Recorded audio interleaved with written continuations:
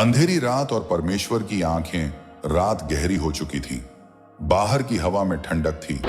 खिड़की से आती हल्की सी सरसराहट कमरे की खामोशी को और गहरी बना रही थी।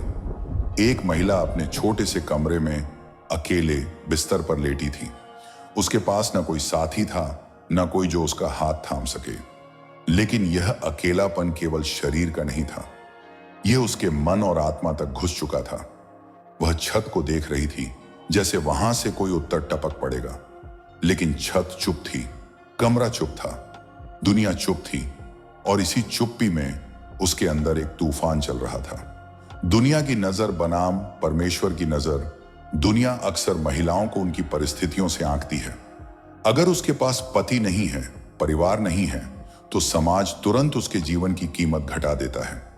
लेकिन बाइबल सिखाती है कि किसी भी इंसान की कीमत उसके रिश्तों या उसके पास क्या है, इससे नहीं तय होती, बल्कि इस बात से होती है कि वह परमेश्वर की आंखों में कौन है।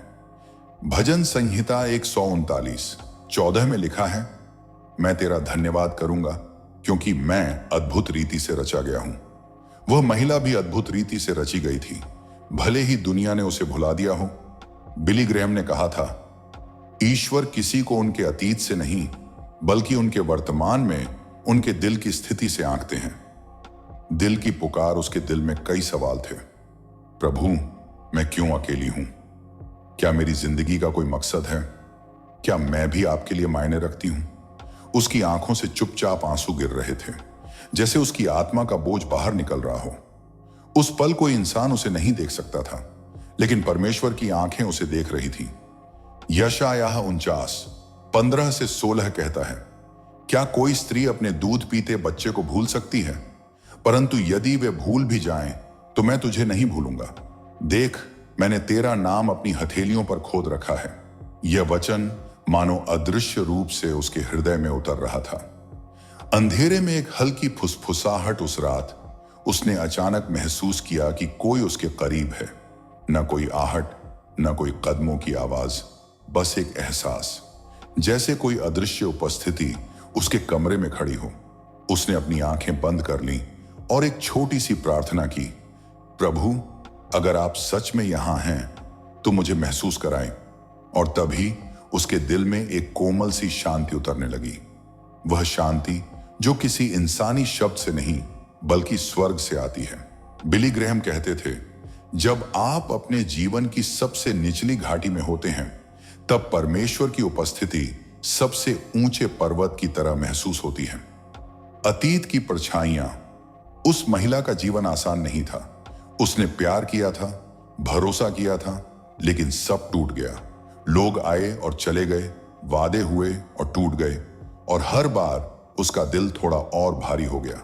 लेकिन उस रात अंधेरे में उसने महसूस किया कि कोई है जो उसे छोड़कर नहीं जाएगा। वह समझने लगी कि इंसान का साथ क्षणिक है, लेकिन परमेश्वर का साथ अनंत है। व्यवस्था विवरण 31.8। तुम्हारा परमेश्वर यहोवा तुम्हारे आगे आगे चलता है। वह तुम्हारे साथ रहेगा। वह न तो तुम्हें छोड़ेगा और न त्यागेगा। मत डरना और न घबराना। अकेलेपन से नियुक्ति तक। अकेलापन कभी कभी परमेश्वर की एक गुप्त नियुक्ति होती है। वह हमें लोगों से अलग करके अपने पास बुलाते हैं। हो सकता है यही वह समय हो जब परमेश्वर उसके जीवन में एक नई शुरुआत करने जा रहे हों। बिली ग्रैहम ने कहा था, कभी कभी परमेश्वर आपको भीड़ से इसलिए अलग करते हैं ताकि वह आपसे सीधे बात कर सकें। आंसू जो बोझ नहीं, आशीष बने। उसने अपने आंसू नहीं रोके। हर आंसू के साथ उसे लग रहा था कि उसके अंदर से दर्द कम हो रहा है, मानो प्रभु उसकी आत्मा को धीरे धीरे साफ कर रहे हों। भजन संहिता 56:8 में लिखा है, तूने मेरे भटकने का हिसाब रखा है, मेरे आंसू अपनी कुप्पी में रख ले। रात का संदेश। जब घड़ी ने 2:47 पर उसने महसूस किया कि उसकी आत्मा में एक हल्कापन आ गया है। न कोई चमत्कार हुआ, न कोई तेज रोशनी, लेकिन एक गहरी समझ आ गई, मैं अकेली नहीं हूं। और यहीं से उसकी आत्मिक यात्रा की शुरुआत हुई। एक यात्रा जो उसे उसके अतीत से छुड़ाकर परमेश्वर के वादों की ओर ले जाएगी। आत्मा की गवाही और परमेश्वर का बुलावा। रात का अंधेरा अब थोड़ा हल्का हो चुका था, लेकिन उसके मन का बोझ जैसे और गहरा गया था। खिड़की के बाहर से आने वाली हल्की हल्की हवा भी उसे शांति नहीं दे पा रही थी।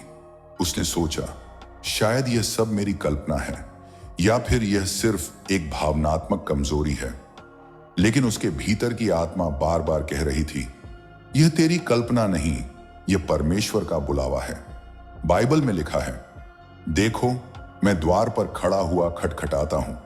यदि कोई मेरी आवाज सुने और द्वार खोले तो मैं उसके पास भीतर आकर उसके साथ भोजन करूंगा और वह मेरे साथ। उसे महसूस हो रहा था कि यह खटखटाना सिर्फ किसी दरवाजे का नहीं बल्कि उसके दिल का है, और यह खटखटाना इतनी देर से जारी था कि अब वह इसे अनसुना नहीं कर सकती थी।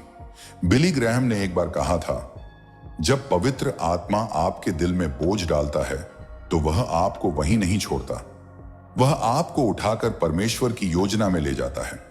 वह सोचने लगी, क्या वाकई परमेश्वर मुझ जैसी को चुन सकते हैं? मैं तो टूटी हुई हूं, अधूरी हूं और मेरे पास देने को कुछ भी नहीं है।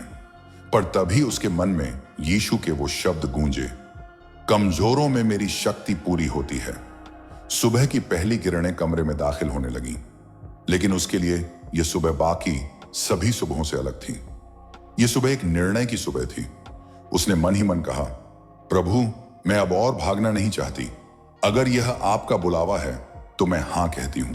जैसे ही उसने यह कहा, उसे अपने भीतर एक अजीब सी शांति महसूस हुई, जैसे किसी ने उसके टूटे हुए हिस्सों को जोड़ दिया हो, जैसे किसी ने उसके दिल पर हाथ रखकर कहा हो, मत डर, मैं तेरे साथ हूं। परमेश्वर का बुलावा सुनना आसान है, पर उस पर चलना यह सबसे कठिन रास्ता होता है, क्योंकि इसमें सिर्फ विश्वास नहीं बल्कि आत्मसमर्पण भी चाहिए। वह जानती थी कि यह सफर आसान नहीं होगा। लोग सवाल करेंगे, ताने देंगे और शायद उसका मजाक भी उड़ाएंगे, लेकिन बाइबल कहती है, यदि परमेश्वर हमारे पक्ष में है तो कौन हमारे विरुद्ध? बिली ग्राहम कहते हैं, एक व्यक्ति और परमेश्वर, यह एक बहुमत है। वह अपने पुराने घर के दरवाजे से बाहर निकली। हाथ में सिर्फ एक पुराना बैग था और दिल में एक नई उम्मीद। रास्ता लंबा था, पर उसके भीतर अब डर नहीं बल्कि भरोसा था। हर कदम पर उसे महसूस हो रहा था कि कोई उसके साथ चल रहा है। एक छोटी सी पगडंडी थी जो गांव के बाहर जंगल की ओर जाती थी। वहां से होते हुए उसे शहर पहुंचना था। पेड़ों के बीच से आती धूप उसके कदमों पर पड़ रही थी, जैसे परमेश्वर उसे कह रहे हों, मैं तेरे हर कदम को रोशन करूंगा। रास्ते में उसने कई लोगों को देखा। कुछ उसे पहचानते थे, कुछ अजनबी थे, लेकिन उनके चेहरों पर एक ही सवाल लिखा था, तू कहां जा रही है?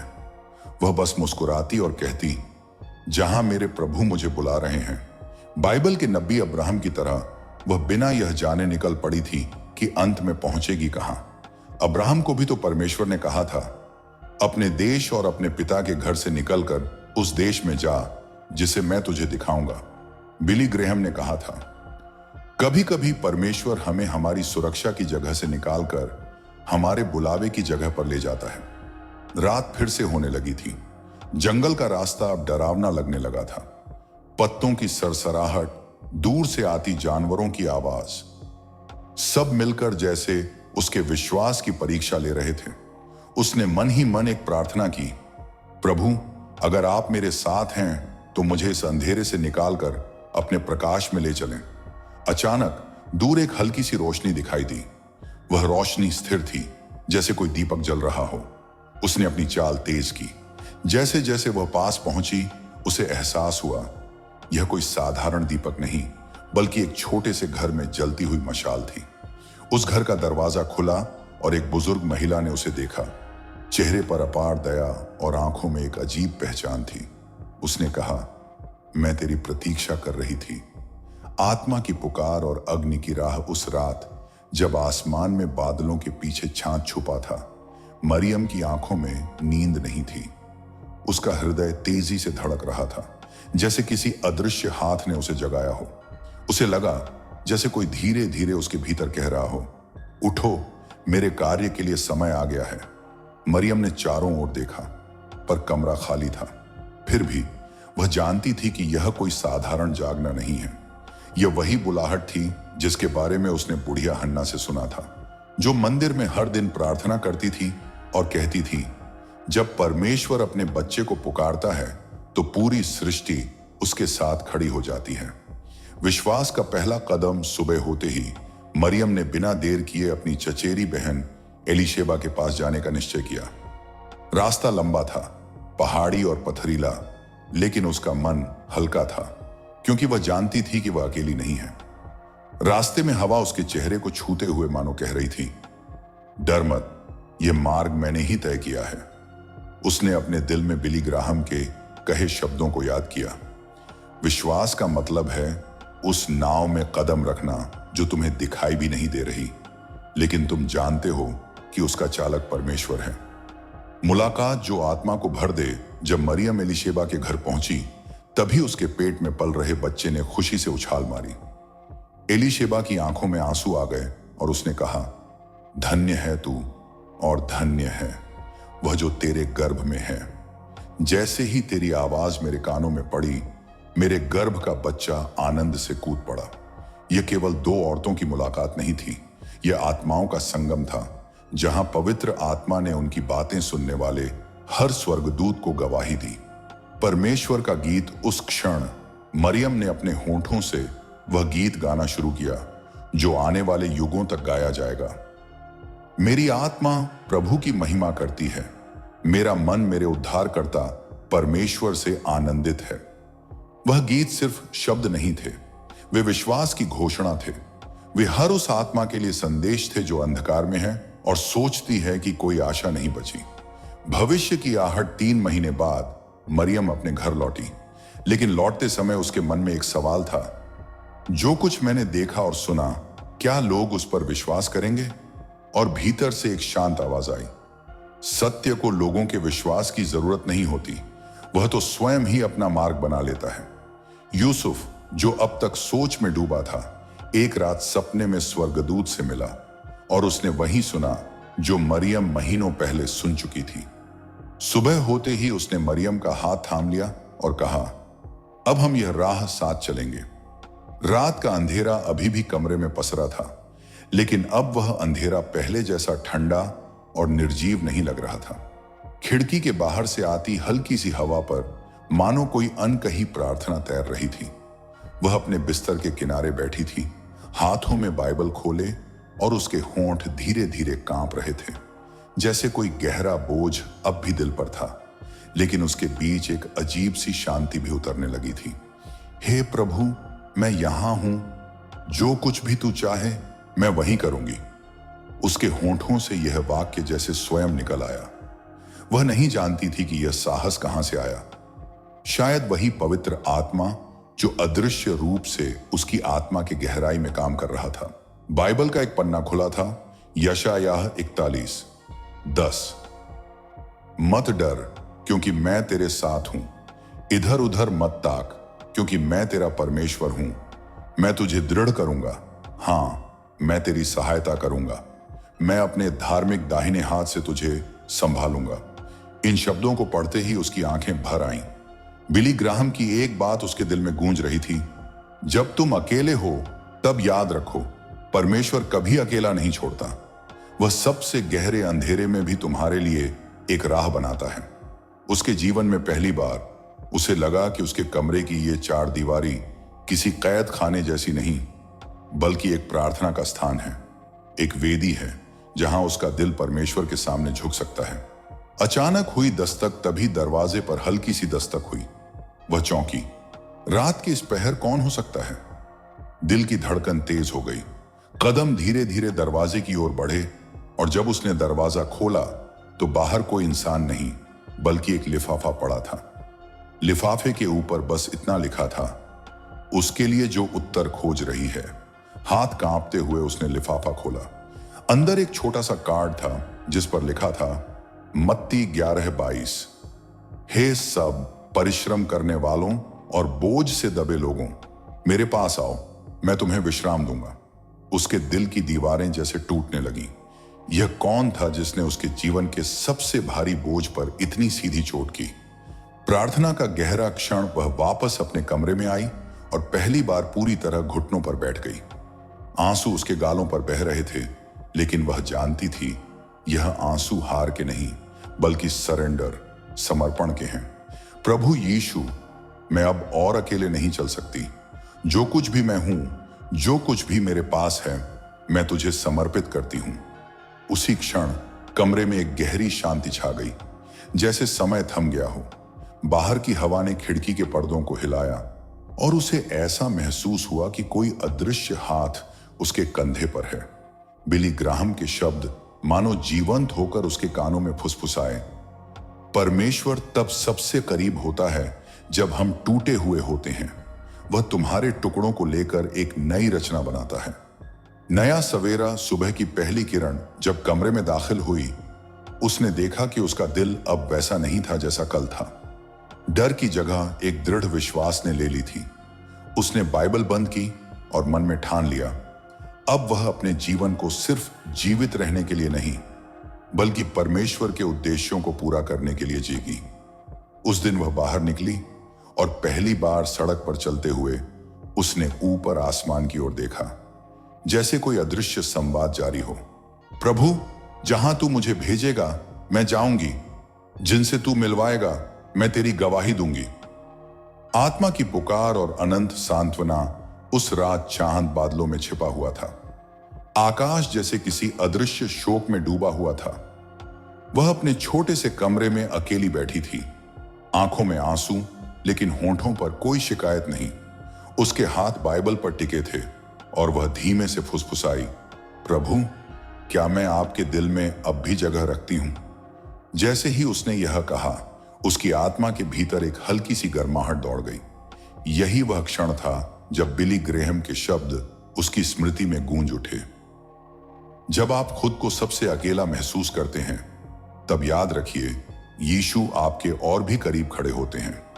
उसने बाइबल खोली और पन्ना अपने आप यशायाह की पुस्तक पर जा ठहरा। मत डर, क्योंकि मैं तेरे संग हूं। मत घबरा, क्योंकि मैं तेरा परमेश्वर हूं। इन शब्दों ने उसके भीतर ऐसी शक्ति भर दी, मानो कोई अदृश्य हाथ उसकी पीठ थपथपा रहा हो। जीवन के अंधकार में चमकती रोशनी। कभी कभी प्रभु हमें ऐसे अंधकार से गुजारते हैं जहां कोई इंसान ना हमारा साथ देता है और ना कोई आवाज सुनाई देती है, लेकिन वहीं उसी सन्नाटे में हम उनकी आवाज सुनते हैं। वह आवाज जो कहती है, मैं तुझे नहीं छोड़ूंगा, न तुझे त्यागूंगा। वह रात उसके लिए वैसी ही थी। बाहर ठंडी हवा चल रही थी, लेकिन कमरे के भीतर परमेश्वर की उपस्थिति का एक अदृश्य आंचल उसे ढक रहा था। दिल की गहराइयों में प्रार्थना उसने आंखें बंद की और कहा, प्रभु, मेरे दर्द को अपने गौरव के लिए इस्तेमाल कीजिए। मुझे ऐसा जीवन दीजिए कि जो भी मुझे देखे उसमें आपके प्रेम की झलक पाए। बिली ग्रेहम की शिक्षा यहां बिल्कुल सही बैठती है। परमेश्वर कभी हमारे आंसुओं को व्यर्थ नहीं जाने देते। वह हर आंसू को एक गवाही में बदल देते हैं। उस पल उसे एहसास हुआ कि उसकी तकलीफ, उसकी तन्हाई सब एक योजना का हिस्सा है। एक ऐसी योजना जिसमें अंततः परमेश्वर की महिमा प्रकट होगी। आत्मा का पुनर्जागरण अचानक उसके मन में बीते वर्षों की सारी घटनाएं घूमने लगी। पल जब उसने सोचा कि सब खत्म हो गया है, दिन जब उसने महसूस किया कि वह बिल्कुल अकेली है, और वह क्षण जब किसी ने नहीं, सिर्फ प्रभु ने उसका हाथ थामा। वह मुस्कुराई, एक शांत गहरी मुस्कान।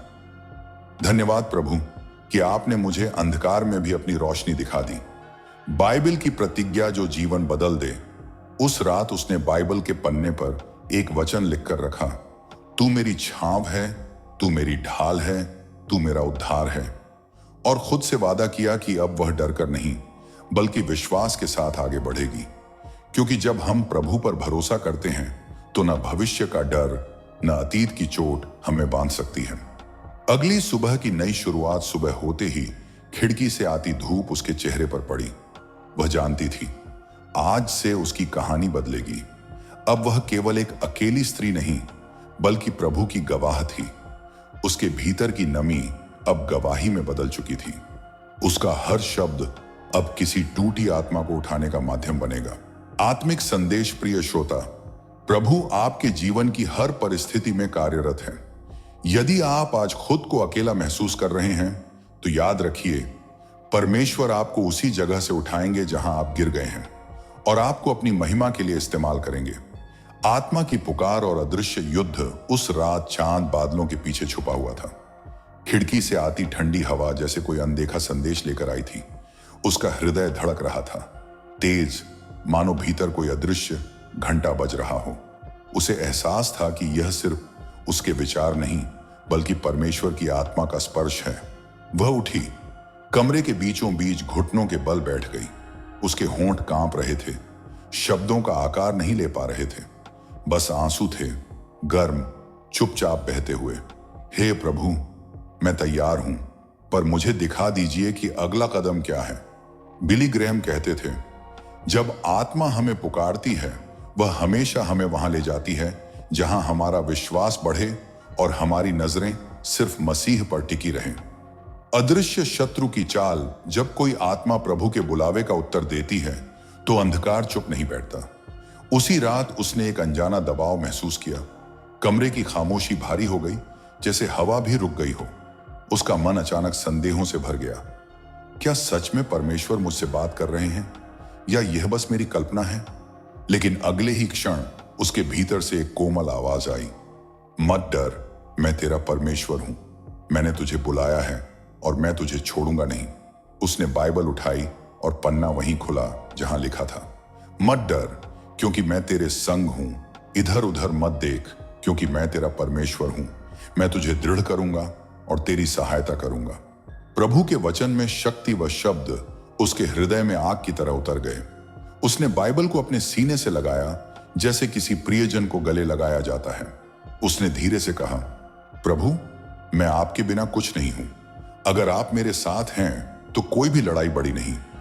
उसी पल उसे एहसास हुआ कि यह सिर्फ एक व्यक्तिगत यात्रा नहीं है, यह एक आत्मिक युद्ध है, और इस युद्ध में उसकी तलवार प्रभु का वचन है।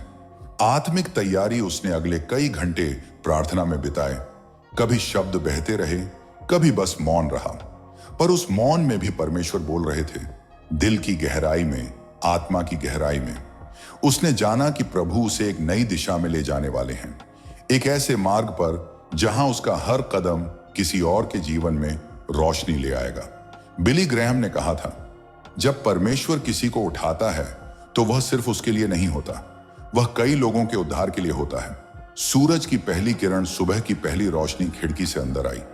रात की ठंडक अब एक नई गर्मी में बदल रही थी, जैसे प्रभु का वचन उसके भीतर आग बन चुका हो। उसने आईने में खुद को देखा। कल रात वाली थकी हुई, टूटी हुई स्त्री अब वहां नहीं थी। उसकी जगह एक दृढ़, आशावान और चमकती आंखों वाली सेविका खड़ी थी। उसने धीरे से कहा, प्रभु, जहां आप भेजेंगे मैं जाऊंगी, जो आप कहेंगे मैं बोलूंगी। अगला बुलावा पर उसकी आत्मा जानती थी कि यह तो बस शुरुआत है। सच्चा बुलावा अभी बाकी है और रास्ता आसान नहीं होगा। दूर कहीं चर्च की घंटियां बज रही थी, मानो यह घोषणा कर रही हूं, समय आ गया है। निराशा से जागृति तक पिछले हिस्से में हमने देखा था। वह महिला जो बिना पति के अकेले रहती है, अपने जीवन की खालीपन से जूझ रही है। कमरे की खामोशी, छत पर टिकी नजरें और भीतर उठता तूफान हर रात जैसे उससे सवाल करता था, क्या यही तेरी जिंदगी है? और फिर एक रात जब बाहर की दुनिया सो रही थी, उसकी आत्मा ने किसी अनदेखी आहट को महसूस किया, मानो परमेश्वर की कोमल पुकार उसके हृदय के दरवाजे पर दस्तक दे रही हो। एक जागृति की पहली किरण। उस रात उसने करवट बदली, तकिए पर सिर रखा, पर नींद दूर थी। खिड़की के बाहर चांदनी पेड़ों के बीच से छन कर अंदर आ रही थी। हवा में ठंडक थी, पर उसके दिल में एक अजीब सी गर्मी। अचानक उसके मन में बचपन का एक गीत गूंज उठा, जो उसकी दादी गाया करती थी। यीशु तुझसे प्यार करता है, यह मैं जानता हूं। वह सोचने लगी, इतने साल हो गए मैंने यह गीत नहीं सुना, फिर आज क्यों? पर जवाब भीतर से आया, क्योंकि परमेश्वर कभी नहीं भूलता, भले ही हम भूल जाएं। टूटा हुआ दिल और परमेश्वर की योजना। बिली ग्रैहम ने कहा था, जब तुम्हारे पास कुछ भी न बचे तो याद रखना कि परमेश्वर वही है जो तुम्हें थामे हुए हैं। उस महिला को लगा जैसे यह वाक्य उसी के लिए कहा गया हो। उसके पास अब पति नहीं, बच्चे नहीं, करीबी दोस्त नहीं, पर कहीं भीतर से एक आवाज आई, मेरे पास तू है और मेरे पास तेरे लिए योजना है। वह उठी, अलमारी से पुरानी बाइबल निकाली जो सालों से धूल खा रही थी। पन्ने पुराने थे, किनारे पीले पड़ चुके थे। उसने बेतरतीब खोला और उसकी नजर पड़ी यिर्मयाह 29:11, क्योंकि मैं तुम्हारे विषय में अपनी योजनाएं जानता हूं, यहोवा की यह वाणी है, वे कल्याण ही की हैं, न कि हानि की, ताकि मैं तुम्हें आशा और भविष्य दूं। उसके होंठ कांपे, आशा और भविष्य। क्या मेरे लिए भी? तीसरा आंतरिक संघर्ष पर तुरंत ही पुराने घाव जाग उठे। अगर परमेश्वर मुझसे इतना प्यार करता है तो उसने मेरा सब क्यों छीन लिया? उसके आंसू बहने लगे, लेकिन वहीं कमरे की खामोशी में जैसे एक कोमल फुसफुसाहट आई। मैंने तुझे नहीं छोड़ा, मैं तुझे संवार रहा हूं। बिली ग्रेहम कहते थे, कभी कभी परमेश्वर हमें हमारी सुविधा की कुर्सी से उठा देता है ताकि हमें हमारी नियति के सिंहासन तक ले जाए। यह सुनकर वह समझने लगी कि शायद उसके अकेलेपन का समय एक सजा नहीं बल्कि एक तैयारी है। चौथा, पहला कदम अगली सुबह उसने तय किया कि वह दिन की शुरुआत प्रार्थना से करेगी। यह आसान नहीं था, वर्षों की आदत बदलना मुश्किल था, पर उसने आंखें बंद की और बस इतना कहा, हे प्रभु, मैं नहीं जानती आगे क्या है, पर मैं तैयार हूं। उस छोटे से वाक्य ने मानो उसके दिल में चिंगारी जला दी। बाइबल पढ़ते पढ़ते उसे एक और पद मिला, भजन संहिता 34:18, यहोवा टूटे मन वालों के निकट रहता है और खेदित आत्माओं का उद्धार करता है। उसे महसूस हुआ कि परमेश्वर वास्तव में उसके पास है, यहीं इसी कमरे में।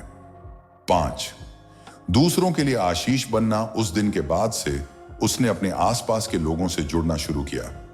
पड़ोस की बूढ़ी अम्मा जिनके पास बात करने वाला कोई नहीं था, वह छोटा बच्चा जो हमेशा गली में अकेला खेलता था, या वह दुकानदार जो हमेशा चुप रहता था। उसने जाना कि सेवा केवल बड़े मंचों पर नहीं होती बल्कि छोटे छोटे प्रेम के कार्यों में होती है। बिली ग्रेहम ने कहा था, यदि तुम परमेश्वर का प्रेम दुनिया में फैलाना चाहते हो तो अपने पड़ोसी से शुरू करो। 6, आत्मिक युद्ध पर यात्रा आसान नहीं थी। रातें अब भी आती थीं और कभी कभी पुराने डर फिर से घेर लेते थे। शैतान कान में फुसफुसाता, तू अब भी अकेली है, कोई तुझे नहीं चाहता। पर अब उसके पास हथियार था, परमेश्वर का वचन। वह ऊंची आवाज में पढ़ती, रोमियो 8:38-39, क्योंकि मैं निश्चय जानता हूं कि न मृत्यु, न जीवन, न स्वर्गदूत, न प्रधानताएं, न वर्तमान, न भविष्य, न कोई सामर्थ्य, न ऊंचाई, न गहराई, न कोई और सृष्टि की वस्तु हमें परमेश्वर के उस प्रेम से जो हमारे प्रभु मसीह यीशु में है अलग कर सकेगी। 7वां नया उद्देश्य धीरे धीरे उसका घर प्रार्थना का स्थान बन गया। लोग उसके पास आने लगे, सलाह लेने लगे, रोकर दिल हल्का करने लगे। जो महिला कभी अपने दर्द में डूबी थी अब दूसरों के लिए आशा का स्रोत बन रही थी। उसने महसूस किया, मैं अकेली नहीं, मैं परमेश्वर के साथ हूं और वही मेरी परिवार है। रात का वह ठंडा कमरा अब सुबह की रोशनी से भरने लगा था। खिड़की के बाहर से आती हल्की सुनहरी किरणें दीवार पर पड़ रही थीं, मानो परमेश्वर कह रहे हों, देखो, अंधेरा सदा के लिए नहीं रहता। वह महिला जो कभी अकेली, टूटी हुई और खाली बिस्तर पर करवटें बदलती थी, अब अपने बिस्तर के किनारे घुटनों के बल बैठी थी।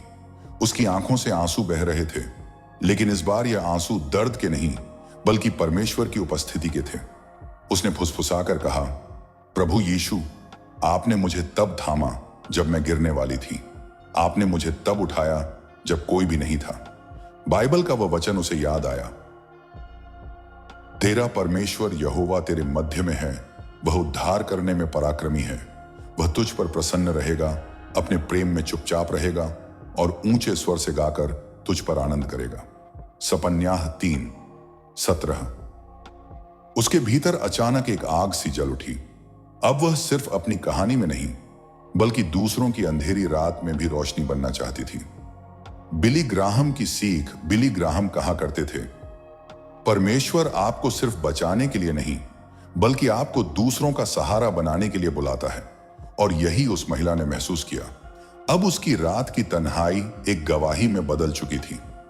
दर्शकों से आत्मिक सवाल, दोस्तों, आज शायद आप भी किसी ठंडे कमरे में अकेले हों, शायद आप भी सोच रहे हों कि आगे का रास्ता कैसे मिलेगा। लेकिन याद रखिए, वही यीशु जो इस महिला के पास आया, वही आपके पास भी है। वह दरवाजे पर खड़ा है और दस्तक दे रहा है। देख, मैं द्वार पर खड़ा हुआ खटखटाता हूं। यदि कोई मेरा शब्द सुनकर द्वार खोलेगा, तो मैं उसके पास भीतर जाकर उसके साथ भोजन करूंगा और वह मेरे साथ। प्रकाशित वाक्य 3:20।